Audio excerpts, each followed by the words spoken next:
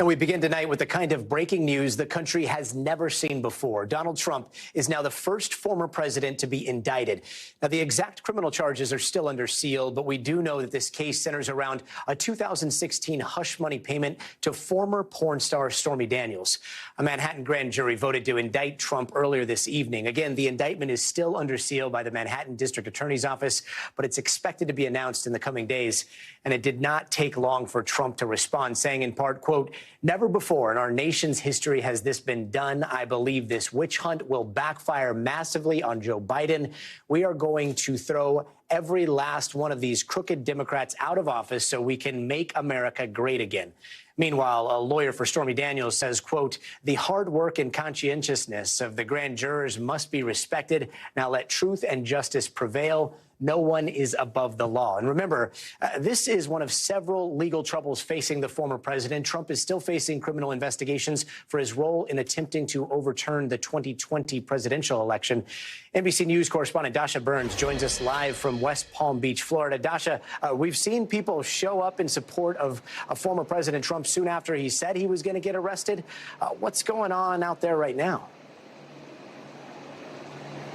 Well, Gadi, right now, no movement at Mar-a-Lago, where we believe the president and former president is at this moment. That's where we believe that these statements are coming from, a war room somewhere in there right now. Look, this is a stunning moment, not only because this is a former president getting indicted, but also, let's not forget, because Mr. Trump certainly has not forgotten, that this is also a current candidate, a third-time candidate for the White House, for the presidency. And this context, the backdrop of the 2024 campaign, is also critical right now. And you're right, this is a moment where his allies are rallying around him. We've heard from his children, Eric Trump, posting on Truth Social, calling this third world prosecutorial misconduct. We just heard from Senator Josh Hawley on Fox News saying that this is a demonstration of raw power, saying, "I think the Democrats know this has nothing to do with the law." And these are the sorts of sentiments that we have been expecting from Trump world, right? He's been sort of doling this sort of messaging out over the course of the last week, since we've had a sense that this kind of that this indictment was in fact likely to come at some point here. But look, we are still not sure what the charges are going to be. We're still waiting for that. We don't know when we will find out, and we don't know the exact timing for the arraignment yet, but this is certainly a massive moment here, Gadi. When it comes to a possible arraignment, do we at least know when he's going to surrender? I've seen something along the lines of possibly early next week. Yeah, two sources are telling NBC News that we are looking at early next week for a possible arraignment here. And imagine this, Gadi, when we're putting this into historical context, and we are TV news here, right? Think about the visuals that we are going to see. This is a former president. He will be traveling from Mar-a-Lago here to New York City, from the airport to a courthouse in New York City. This is likely to be a major media moment filled with history, filled with celebrity. This is not going to be a small affair, so we better all prepare for that day as soon as we know what that day is, Gadi. Dasha Burns, thanks so much. NBC News legal analyst and former federal prosecutor Glenn Kirshner also joins us. Glenn, when this indictment is unsealed, what are you going to be looking for? So Donald Trump will have to go through all of the normal procedures. He will be booked. I don't happen to think there will be a perp walk. I don't think he'll be arrested. I think it will be a voluntary surrender. So he'll arrive at a police station with his defense team in tow. I suspect the police will process him, will fill out a whole bunch of police paperwork about his biographical information, his address, his employment information, which seems almost silly because we all sort of know, and that's publicly available information. But then they will fingerprint him, they will book him, and then he'll be presented in court for his first hearing, which is called an arraignment. After you've been indicted, the arraignment involves a judge or the clerk of the court reading the indictment to the defendant. And moving forward, Donald Trump will now, have earned the title defendant. They'll read the defendant the charges that have been indicted against him unless his legal team waives reading of the charges. After that, the question will turn to what, if anything, should be done with Donald Trump pending trial. Should the judge put any sorts of conditions on Donald Trump? It's extraordinarily unlikely that he would be detained pending trial, but a judge could set conditions like no travel outside the United States, voluntary surrender of his passport, perhaps some restriction on his abilities to speak in a way that might incite imminent lawless action. We know what happened on January 6th. I don't think anybody wants to see that happen again. And he has already posted things like protest, protest, protest, take our nation back, which he said when he thought he was going to be indicted a couple of Tuesdays ago. And a judge could take up the question of whether there should be some restriction on his speech or his posts to avoid, the risk to the public, and also to avoid poisoning the well of the potential jury pool. So I think those are some of the things that we might see discussed at the arraignment hearing. And Glenn, all of this is supposed to be secret. I mean, the grand jury is one of the most secretive parts of our legal process. I got to say, this is starting to look like a spectacle, but what are the things that we're not seeing on how the grand jury works in that room? How was this indictment handed down? What did it look like today behind those closed doors? So ordinarily, Gadi, when we're done presenting our evidence to the grand jury, we will propose to them the charges that we believe are supported by the evidence. We'll read them the legal elements of each charge. We will sometimes make a summary argument about why we believe the evidence they've seen, the witness testimony, the documents, the photographs, the records, etc., why we believe the evidence supports indicting the defendant or the target of the investigation on a number of charges, and then we leave the grand jury room. Nobody's permitted to be in there while the grand jury is deliberating on charges. I've stood outside grand jury rooms many a day waiting for them to hand out that vote sheet to see whether they returned a true bill, they indicted the target of the investigation, or a no true bill, and they decided there was insufficient evidence. So that's the process that this grand jury apparently just completed. And Glenn, just a check of the docket here. This is the one grand jury that we know of, but there are other cases, right? Oh, there sure are. Jack Smith, special counsel, is investigating both the Mar-a-Lago documents matter and the insurrection, the January 6th matter. And of course, Fani Willis down in Georgia, the Fulton County prosecutor, is investigating potential solicitation of election fraud and related charges by Donald Trump. So this is, and I have always said, Gadi, that no prosecutor wants to be the first to take this maiden legal voyage to indict a former president of the United States. I do tend to think we might see the dominoes begin to fall, and other prosecutors may feel, if not emboldened, they may feel like, okay, the time is right for us to move forward in our investigation. So we'll all have to stay tuned. Yeah, uncharted territory. Glenn, thanks so much for joining us. And our good friend Hallie Jackson joins us now to talk about what this means for the 2024 presidential election. Hallie, how soon can we expect Trump to start raising massive amounts of money off of all this? Gadi, I'll tell you what, he already is. We saw within minutes of the news breaking about this indictment, and maybe an hour into it when it first began being reported, the fundraising emails already starting to go out. Remember, this is something that the former president has been doing, his campaign has been doing for a while now, ever since the sort of legal drumbeat of the potential for charges against him first started to happen. They have framed this as essentially political persecution against him. They are looking to raise money off of it. They are raising money off of it, and that has already begun even tonight, Gadi.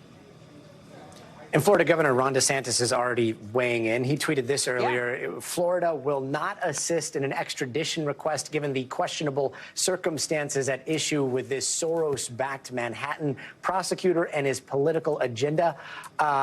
So what is, I mean, you've got kind of like a Washington crystal ball. What does that tell you about 2024? I sure do not. Let me just set the record straight on that one, my friend. But here's what I'll tell you is this is an interesting statement from DeSantis. And I had been looking as we were on the air with our special coverage to see specifically what he would say. Because remember, he is the Republican that is widely considered to be kind of right there with Donald Trump as far as the front runners in the 2024 campaign. And no, Ron DeSantis has not officially announced yet, although it seems to be only a matter of time.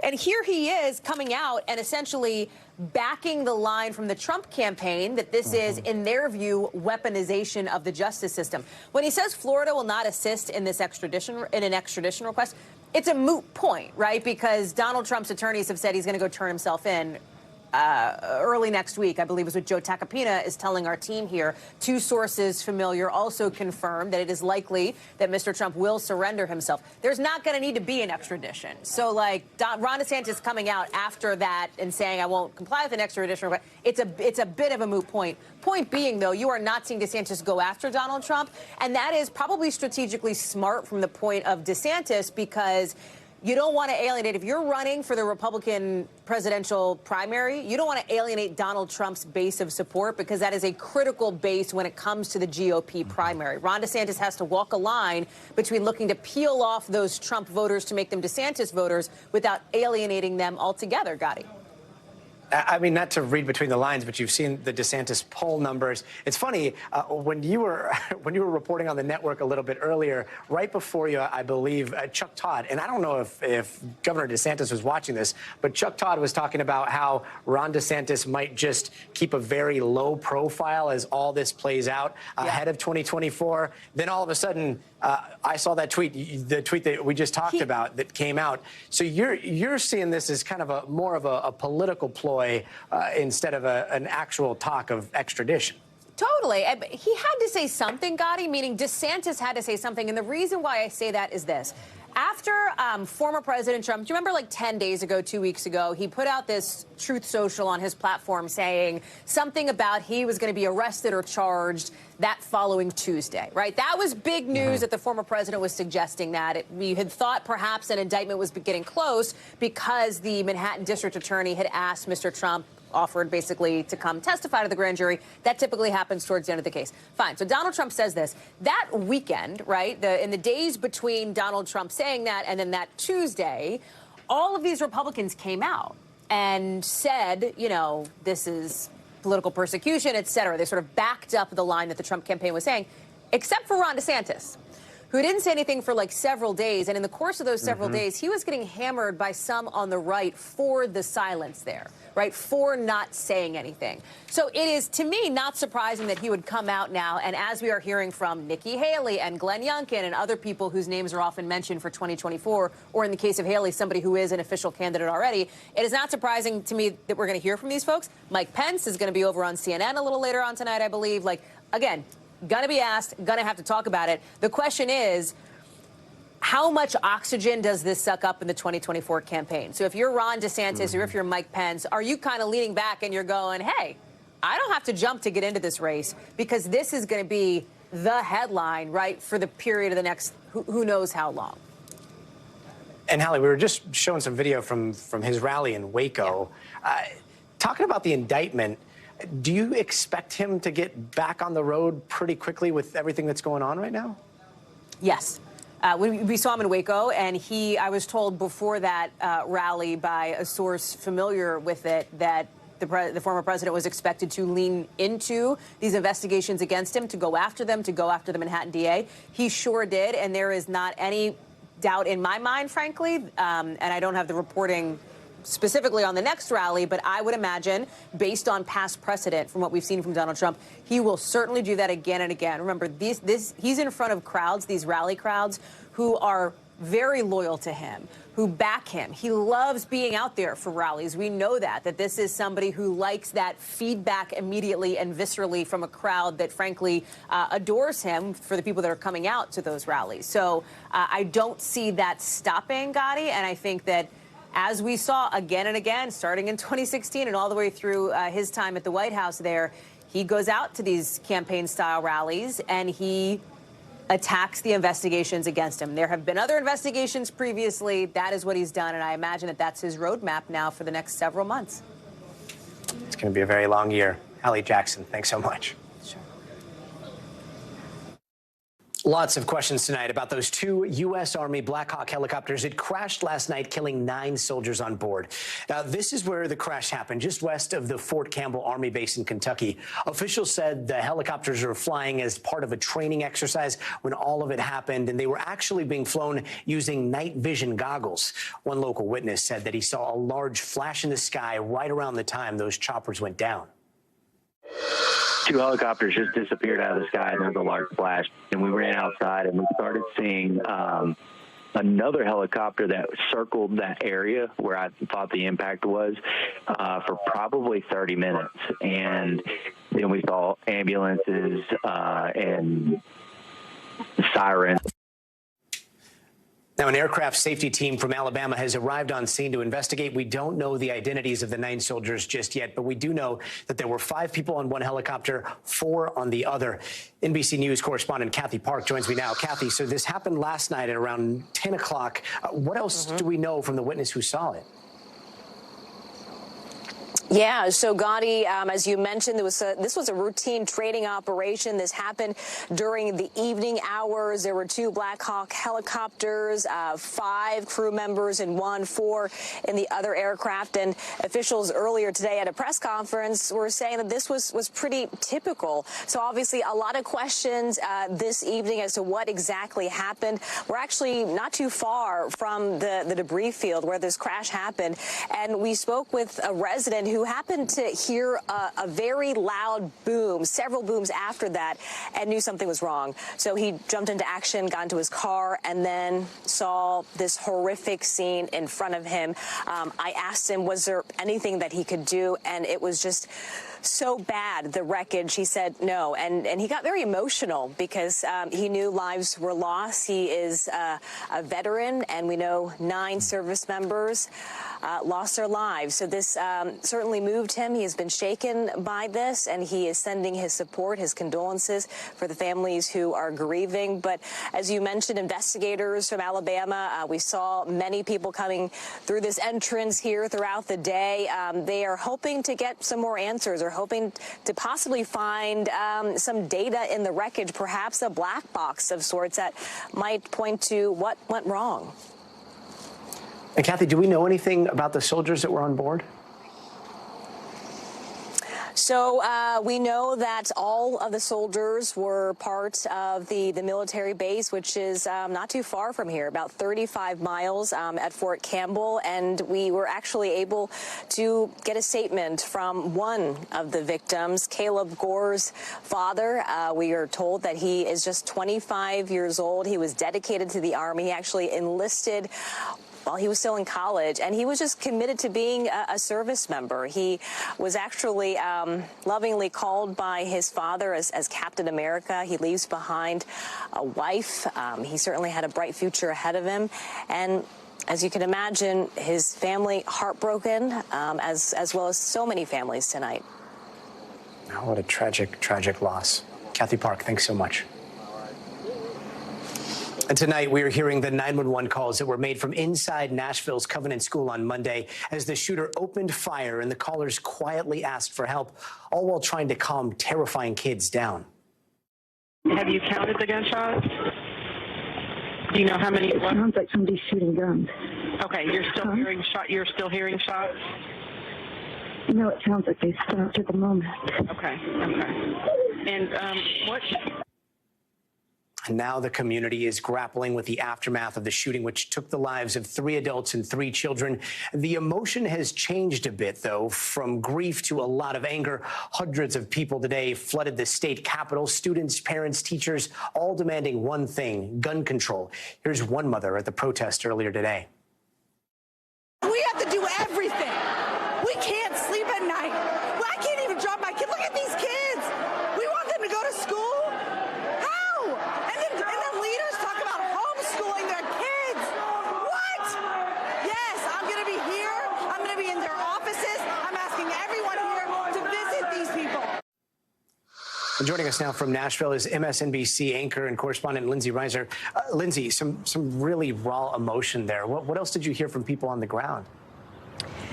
Gadi, that's the organizer of the event today. She's a single mom. Her son is about to turn 5, and she said she was so moved to action after what happened on Monday in this community. And some 1,600 people showed up where I'm standing. They marched up the steps to confront lawmakers on their way into work, into the General Assembly to do the business of the state. And they want to see some kind of action. There are actually bills right now, Gadi, in the state legislature here in Tennessee that would expand gun access. And for the time being, this week at least, those bills are not going to be up for discussion out of respect for the families. But the people I talked to today, they want to see change in the other direction. They want to see some kind of gun control. They want to see mental health talked about as well. Let's go ahead and listen to my conversation with some of the protesters. This was a woman, this was a mother whose son, 14-year-old son, actually said, "Mom, can we go to this event today?" because he had heard about it at school. Listen to what she said. What is your goal here to be here with your family today? Just to let everybody know, like, we're not okay with this. This is not how we grew up. This is really sad that our kids are having to live this reality, and they don't deserve this. So, Gadi, I talked to a Democratic lawmaker who says he and the rest of his caucus are preparing a package on gun reform, which would include red flag laws, which the state of Tennessee does not have. It would include an assault weapons ban here in the state. But, Gadi, it's unclear if anywhere where that will go. And Lindsay, these 911 calls are piecing together a little bit more of what happened that day. Do we know anything new today about the shooter or the possible manifesto? I mean, these 911 calls are so hard to hear. We've seen the body cam footage. We know the horror that took place inside Covenant School that day that took the lives of 6. But to hear the fear in that woman's voice, they were hiding in an art classroom closet. And you can hear the dispatcher tell her to be quiet, keep quiet. She's shushing the students. One student, you could hear the muffled cries that we played for you. And we heard one kid say, "I want to go home." And it is so heartbreaking to hear. And to see what went on. And in terms of what we're learning about the shooter, we know that some friends of the shooter have said that it appeared the shooter was devastated, kind of went on a spiral after the loss of a close friend in a car accident last August. We know that some friends of the shooter had said they had a hard time reconciling the person that they knew with the horrors that happened in that classroom that day. But we do know, Gadi, this manifesto, according to investigators, did include information about possible other locations, a map of where they could enter the school, and the shootings that would take place. Gadi? Lindsay Reiser, thanks so much. And when we see these shootings happen, I think of something that I heard recently. It's our natural reaction from the outside to see this on the news and think how horrible, victims in the wrong place at the wrong time. But that's not true at all. These kids were exactly where they were supposed to be. They were supposed to be in school, learning in a place that's supposed to be safe. So how does one even begin to wrap your head around this? The community of Nashville is trying to, but the healing journey has only just begun. And for mental health workers on the front lines, this might be the most complicated case they ever tackled. Joining us now is psychiatrist Dr. Kate Harrington and psychologist Dr. Dana Verner of Green Hills Family Psych. They work with children, teens, and adults at their practice in Nashville. First off, our deepest apologies over what happened in your beautiful city, and thank you so much for the important work you two do. When you're speaking specifically to kids about a tragedy like this, how do you navigate those conversations and help them make sense of the senseless? It feels like an impossible job. To talk to children and families about the unthinkable atrocities that happened less than a mile away from us on Monday. This is like 9/11 for our city. That's what it keeps feeling like to me. Just the kind of emotional response we're seeing, and feeling ourselves, frankly. We're human first, and we're moms. And we also are mental health professionals, and we're just seeing the shock. It's been a lot of shock and a lot of overwhelm in terms of emotions, all kinds of emotions. There's been, sadness, anger, fear, you name it. There's a wide range of normal emotions when we're in such a tragedy as this. Are there things parents can do to, oh, sorry. I was going to go on and say, it's really hard navigating this with children who, are going to hear about this, one way or another. It's very visible in our community. Covenant itself as a church and school is very visible and tied to our community in a deep way. Most people in our community have a relationship with that church or members in the church in some way or another. So this is really having a profound ripple effect on our entire community. And our children are very vulnerable in it and aware of what's going on. And so we can't hide that from them, although we can shield from them the things that they don't need to see, the details of this, which frankly can be traumatizing even to us as adults, even to people that aren't experiencing it here in our city. Just looking at, images and videos and hearing all of these details can be very traumatic. I know in speaking to little kids, a lot of times it's the questions. It's what's this? What is that? And you have to explain, well, there's something bad happened, or there's bad in this world, or, this was something that happened to somebody else. And then the natural question that follows is that going to happen to me? It's a kid asking the question that all of us are asking. As a parent or as an adult, what do you tell a child to make them feel recentered, or to make them feel like things might be okay? Right. As a child psychologist and as a mother of young children who has navigated this question both in my office and at home this week, I field their questions. I follow their lead as kids. I don't tell them more than they're asking for. We tailor our communication in a developmentally appropriate way. A 15-year-old is going to want to know and can know more in most cases than a 5-year-old. We are okay with saying, I don't know. There are so many questions the news is trying to figure out. There are unknowns and there are going to be unknowables. And what you do to help them is point out what they can find security in at these times. Point out what are truths for the moment. So I don't know why this happened. I don't know exactly how we're going to be able to stop this from ever happening again. I don't know. My daughter asked me how the person got in, and I said, I don't know, because they don't need to know that level of detail. But I can tell you that you can always come and talk to me about anything that scares you. I can tell you it is okay if you have a wide range of emotions about this. And then sometimes if you're feeling fine and you just want to go play basketball and then come back later. I can also tell you that we are doing everything we can to keep you safe. And I'm always here for you.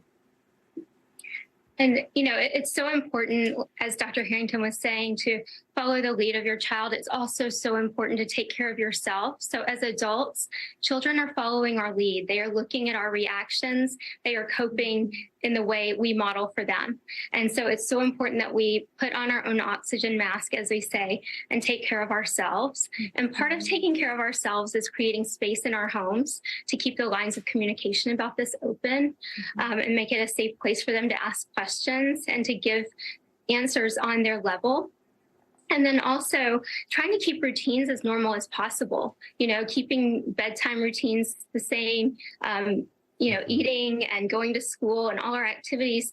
We may not be able to do all of those right now, and we can accommodate and be flexible right now. If my child wants to sleep in my bed, that's okay. And that may be okay in the coming weeks. We'll be trying to get back to our normal, and that should happen. When it's not happening, when things are getting worse for our children, when we're seeing more of their distress or our own, that's a real red flag to reach out to a professional. That's why we're so intent on getting the word out to our community about mental health support in this case. And our group is doing all we can to keep our doors open and to reach out to the community and even go out to the community and be with people and help them kind of have a roadmap for getting through this, unthinkable, unprecedented time. Really, as Dr. Rogers said, look for the helpers, but not only looking for the helpers, and there are so many, so many of our teachers and our police officers and just everyone in our community that's coming together in a way that Nashville really does well. That is huge. And to point that out to kids is very comforting, and it's soothing and healing for us as well. And not just look for helpers, but be a helper. So you can do things that mean a lot that aren't hard to do. Write a note to a teacher, thank her, give your friend a hug, check on a neighbor. One of my daughter's classmates, she's in 4th grade. He made these bows and brought them to school. I think that's beautiful. It was such a nice gesture for the other kids, and I think for him it was probably a real helpful thing in his healing. You know, every tragedy I cover, I think of that Mr. Rogers quote too. Look for the helpers, and we did, and we found you too. So just thank you so very much for being here, and thank you for all that advice. Thank you for having us. Thank you. And coming up, we've got a verdict in the Gwyneth Paltrow ski crash trial. The final arguments the jury heard right before heading into deliberations. We'll be right back.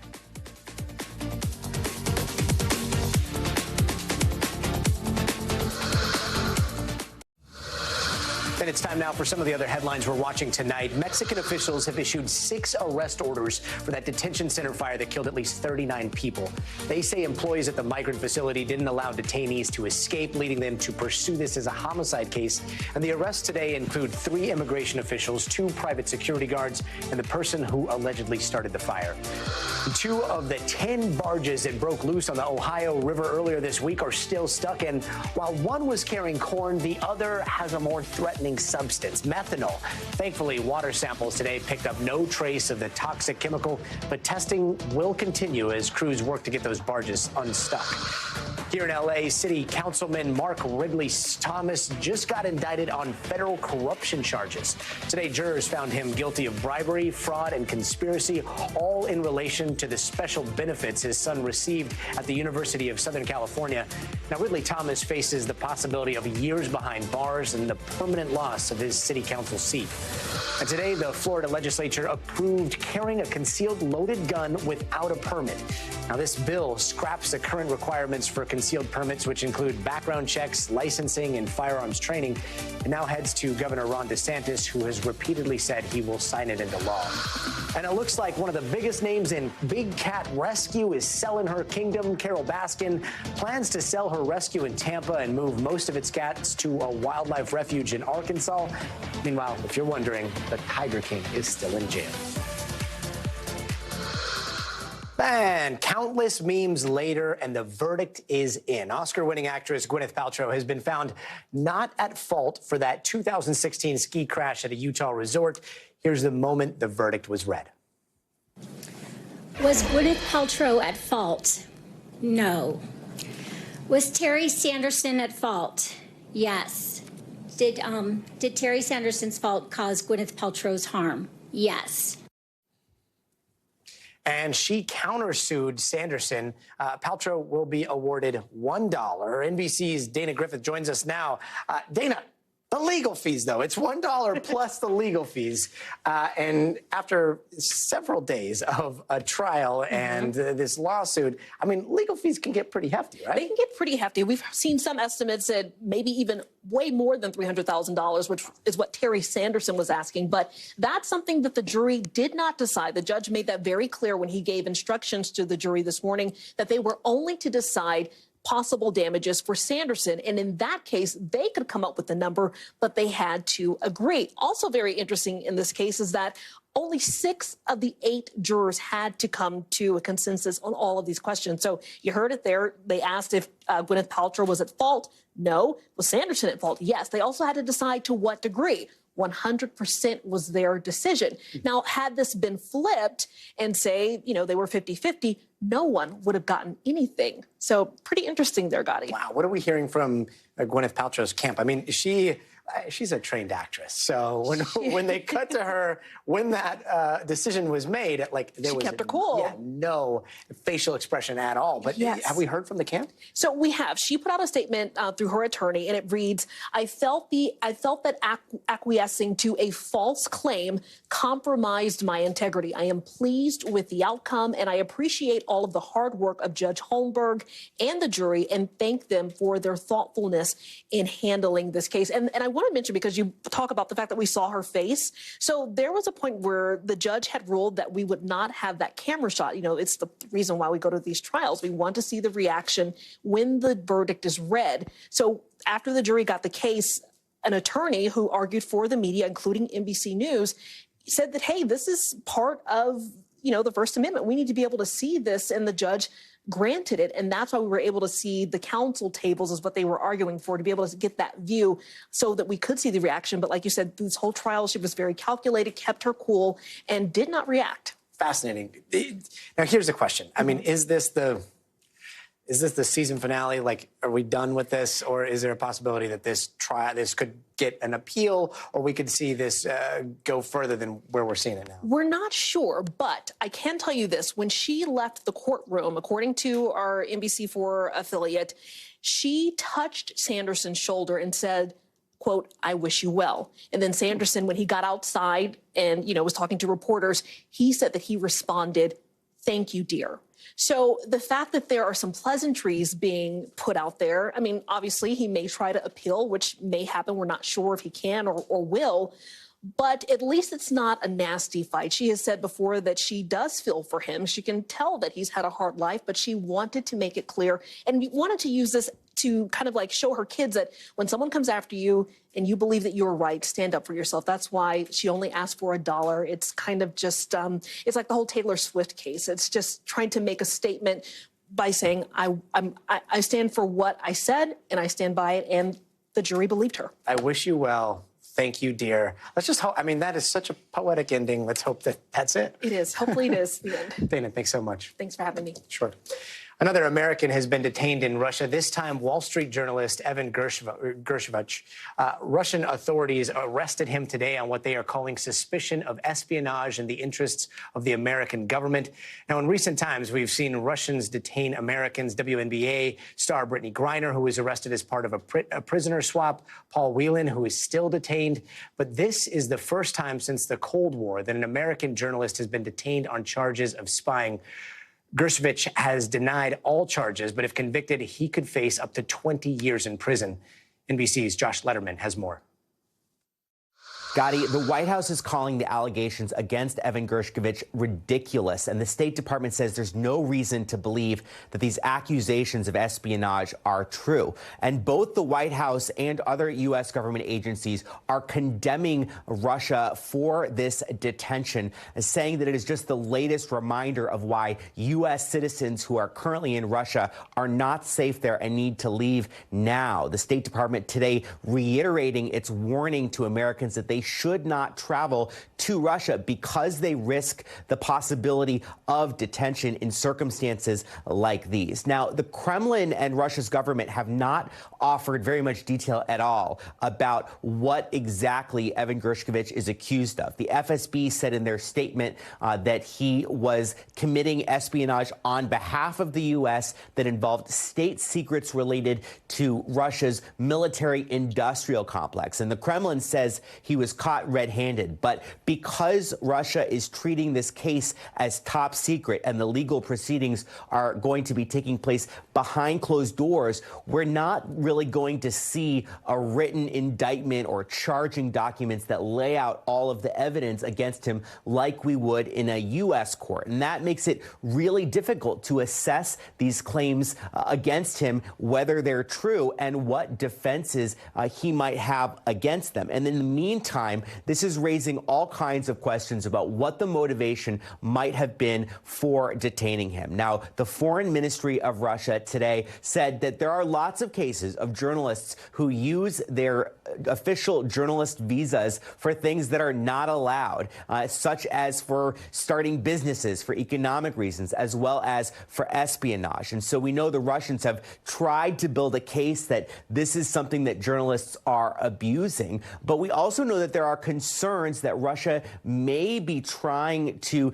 get additional leverage that they can use to get their own detained citizens back, because there have been a number of high-profile cases recently where alleged Russian spies have been unmasked around the world. In Poland, even in the United States as recently as last week, where a Russian national was charged with espionage, someone who had been using a Brazilian alias to allegedly conduct spying in the United States.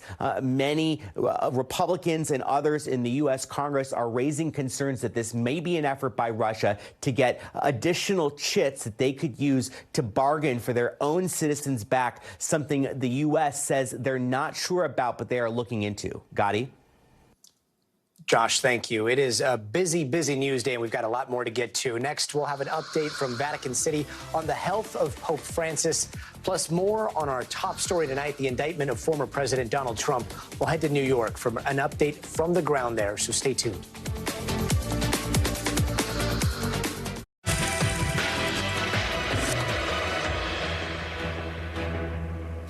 And a quick recap of the major breaking news we have tonight. Donald Trump is now the first former president to be indicted. And according to Trump's attorney just moments ago, he is expected to be arraigned on Tuesday.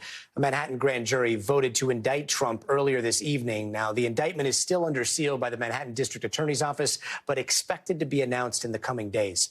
NBC's Gabe Gutierrez joins us now from in front of Trump Tower. Trump is expected to turn himself in early next week, at which point the indictment will be unsealed. But, Gabe, then what happens? Well, Gadi, there are certainly a lot of logistical questions that still need to be played out here. For weeks, law enforcement officials here in New York have been discussing the logistics and the security concerns concerning the potential arraignment of a former president, Gadi. And as you know, we've just never seen anything like this. So, of course, have to be fingerprinted, a mugshot will be taken. An open question is whether he'll be handcuffed at any point. Of course, he has Secret Service protection at this point. But again, the breaking news, as you just said, according to one of Donald Trump's attorneys, the former president expected to be arraigned here on Tuesday in Manhattan. And I should point out, Gadi, that just a short time ago, we learned of a memo sent out to all NYPD officers this afternoon. All uniformed officers have been ordered to report for duty at 7 a.m. tomorrow. Certainly a lot of security concerns here in Lower Manhattan and really across the city. But again, there have been no protests so far. And just what there has been, Gadi, is a significant amount of threats over the past several weeks aimed at DA Alvin Bragg. But again, that breaking news that we now know that former President Donald Trump expected to be arraigned here in Lower Manhattan on Tuesday. Gadi? And Gabe, I see some of the barricades behind you. What are you hearing about this indictment from the ground right there in front of the former president's New York City home? Well, we're in Lower Manhattan. Trump Tower is in Midtown. But here, this is the district attorney's office. And this is where the grand jury has been meeting, Gadi. And over the past several weeks, there has been an increased security presence. Earlier this evening, we did see a huge security presence in the street just behind me. The district attorney, Alvin Bragg, came out, did not comment to reporters, his spokesperson only put out a brief written statement saying that his office had been in contact with former President Trump's attorneys to try and negotiate the terms of his surrender.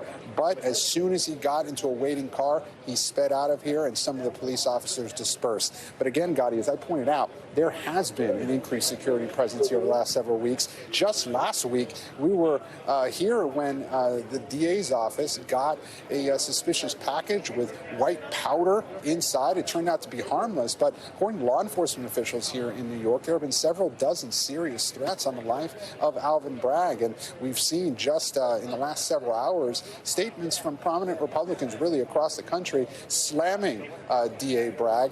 The concern is among some law enforcement officials is that some of the former president's supporters might take that to heart and perhaps go further, even further than the former president called for himself. He called for protest a week and a half ago.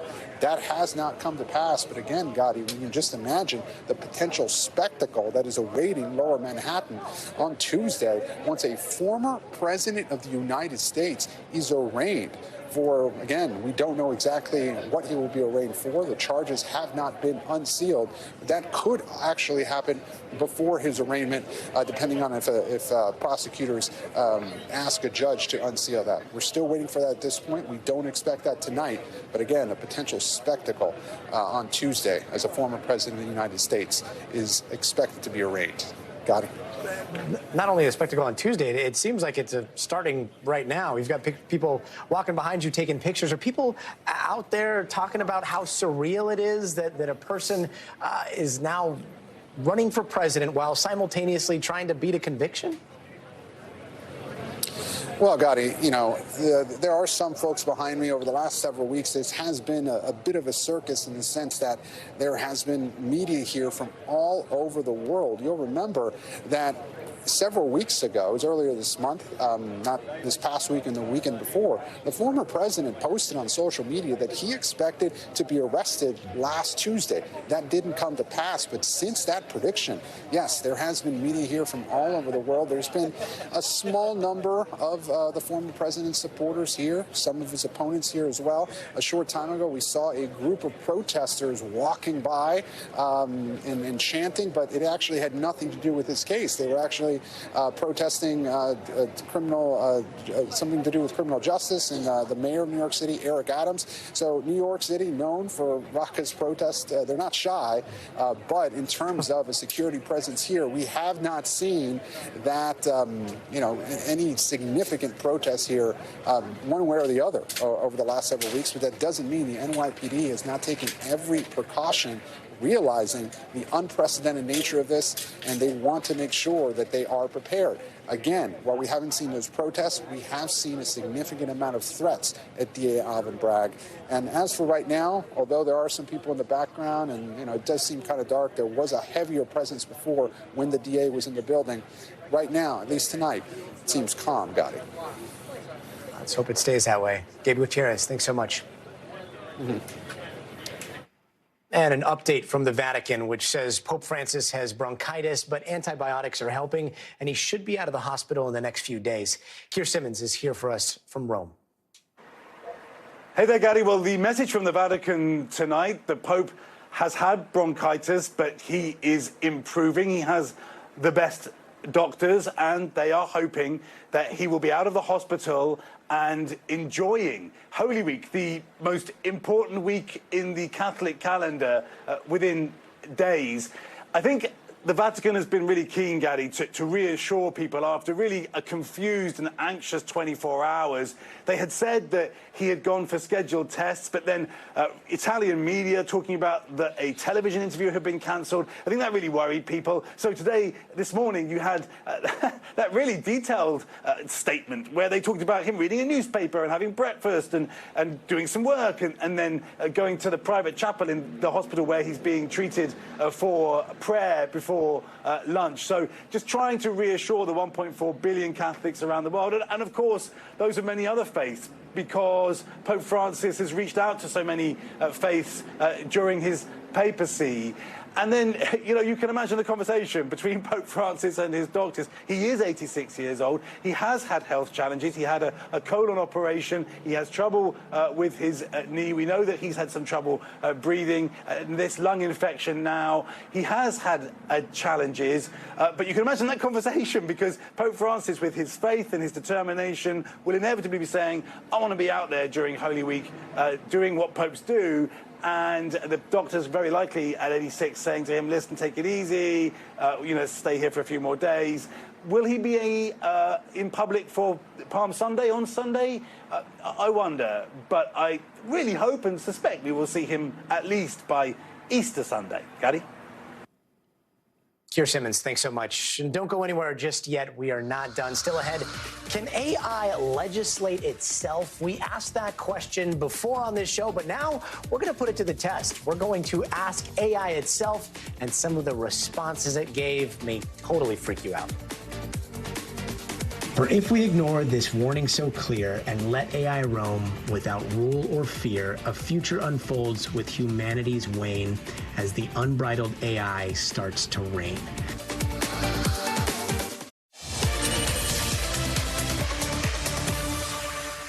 And now taking a look at the future of everything, in particular, the future of social media giant TikTok. Indiana's Purdue University is the latest school to ban the app. That is, if students use the university's network to access it. The ban does not include non-university cell, home, or public Wi-Fi. And this comes just one day after the White House formally banned the app on federal devices, citing national security concerns stemming from TikTok's parent company ByteDance, which makes this video of President Biden and Obama all the more strange. It was posted just last week on the White House's official Instagram page.